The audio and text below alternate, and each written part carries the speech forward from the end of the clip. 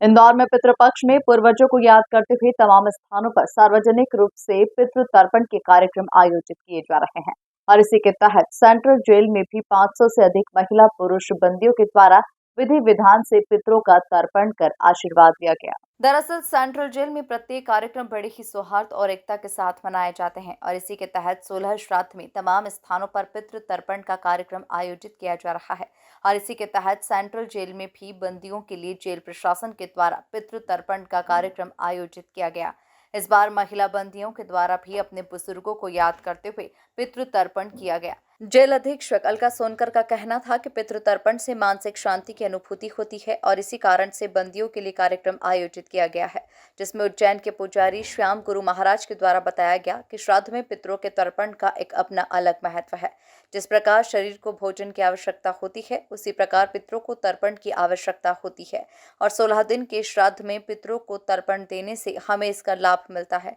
वहीं गया की शुद्ध मिट्टी और जल लाया गया और उसी से बंदी भाई अपने पितरों का तर्पण कर रहे हैं। इस बार अनोखी बात यह है कि महिलाओं को भी इस पितृ तर्पण में शामिल किया गया है और महिलाएं भी अपने पूर्वजों का तर्पण कर रही है। सबसे बड़े जो हमारे पूजनीय होते हैं वो हमारे पितृ ही होते हैं और यदि किसी व्यक्ति के ऊपर उनके पितरों का आशीर्वाद है तो आप समझ सकते हैं कि वो व्यक्ति का पूरा जीवन जो है सुखी रहता है, स्वस्थ रहता है और अपने पितरों के लिए भगवान ने भी विशेष रूप से महत्व देते हुए एक पूरा जो है हमें पखवाड़ा मिलता है। हम अपने पूर्वजों को उनका आवाहन करते हैं, उन्हें बुलाते हैं और उनसे आशीर्वाद प्राप्त करते हैं और जाने अनजाने यदि किसी कारणवश हमसे ऐसी कोई गलती हो गई है जिससे हमारे पितृ मोक्ष नहीं प्राप्त कर पा रहे हैं या उन्हें सद्गति प्राप्त नहीं हुई है या वो कहीं भटक रहे हैं या उन्होंने शांति भी प्राप्त कर ली, फिर भी वो अपने बच्चों को आशीर्वाद देने के लिए इस श्राद्ध पक्ष के अवसर पर धरती पे आते हैं। इसके निमित्त ही पिछले 5-6 वर्षों से हमारे द्वारा जो है ये एक श्याम पंडित जी और हमारे बीच में एक बार बात हुई कि क्यों ना इस तरह का आयोजन किया जाए, क्योंकि हर व्यक्ति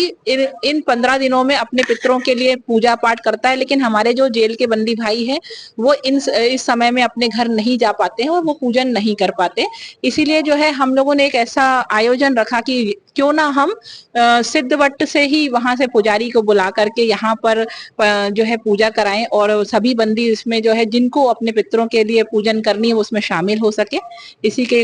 उपलक्ष्य में जो है यहाँ महिला बंदी और पुरुष बंदी इस आयोजन में हिस्सा ले रहे हैं। आज लगभग 400-500 लोग जो है इस आयोजन में भाग ले रहे हैं। विशेष रूप से यह है कि महिलाओं के द्वारा भी मुझसे ये रिक्वेस्ट की गई कि हम भी जो है पितृ तर्पण का कार्यक्रम करना चाह रहे हैं, क्योंकि हम भी अपने पूर्वजों से जाने अनजाने यदि कोई गलती हुई तो क्षमा चाहते हैं, मांगना चाह रहे हैं या उनका आशीर्वाद लेने के लिए हम पूजन करना चाह रहे हैं। तो आज ऑनलाइन तरीके से भी दर्शन करवाए जा रहे हैं बुद्ध गया और 12 ज्योतिर्लिंग के। पिछले 5 सालों से हम लोग